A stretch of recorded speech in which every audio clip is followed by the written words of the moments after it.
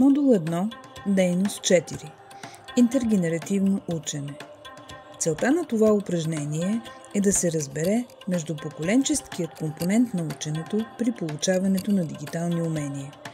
Тъй като в този случай обучителят обикновено е по-млад от обучаемите, всички обучители трябва да са наясно с междупоколенческите аспекти, свързани с ученето в смесени групи. Продължителността на това обучение е около 30 минути.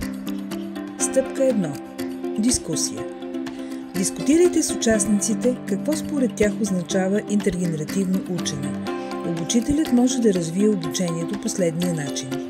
Подгответе набор от различни дефиниции на понятието поколение. Представете ги на групата, за да въведете темата и попитайте какво мислят за тях, кои приемат, кои не и защо. Стъпка 2.